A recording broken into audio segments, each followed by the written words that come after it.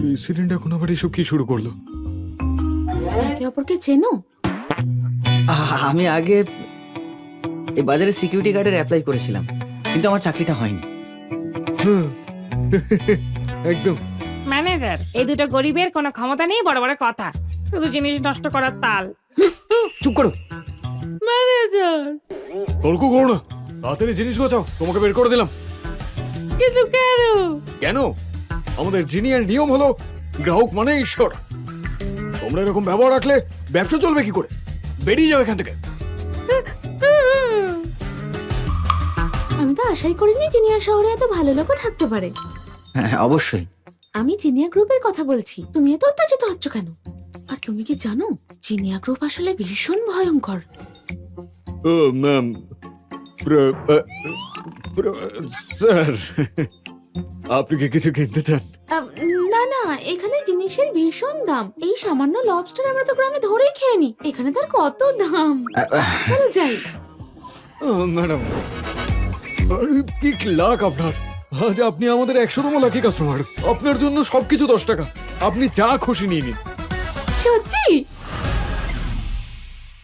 সত্যি? সত্যি, আমি দায়িত্ব নিয়ে আপনার বাড়ি পৌঁছে দেবো। সত্যি আপনি ভীষণ ভালো মানুষ। Thank you কোনো so ব্যাপার much. না, কোনো ব্যাপার না, কোনো ব্যাপার না। এটা চাই নেবো, সেটাই 10 টাকা। আমি কত লাকি। তাহলে কেমন লাগলো? আমি তাহলে তোমার জন্য খুবই লাকি। ঠিক আছে, ঠিক আছে। তুমি যে এত ভালো হবে আশাই করিনি আমি। এমনকি আমাকে অনুমতি দিচ্ছ এক ঝুড়ি জিনিসপত্র নেওয়ার। এই যে চিংড়ি বাবা জীবন, আজকে রাতে তোমায় কি করে খাবো বলো তো? শুধু সামুদ্রিক খাবার পেয়েই তুমি এত খুশি?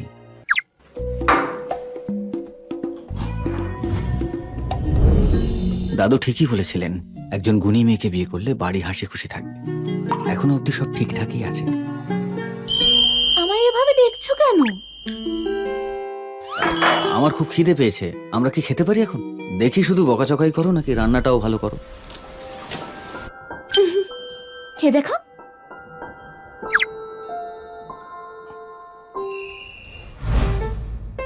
কেমন হয়েছে? খুব ভালো হয়েছে, সত্যি। হতেই হবে, আমি ভালো রাঁধুনি। গ্রামে তো সব অনুষ্ঠানে সব লোকের রান্না আমি একাই করতাম। কেন? কারণ গ্রামের লোকেদের উপার্জন খুবই কম, আর কাকার কাছে শুরুতে বেশি টাকাও ছিল না, তাই তাদের থেকে একটু কম নিতাম যাতে তাদের সাশ্রয় হয়। একবারের জন্য কত টাকা নাও তুমি? 100 টাকা। এতটুকু টাকা রোজগার করতেই এত কষ্ট, তাই এর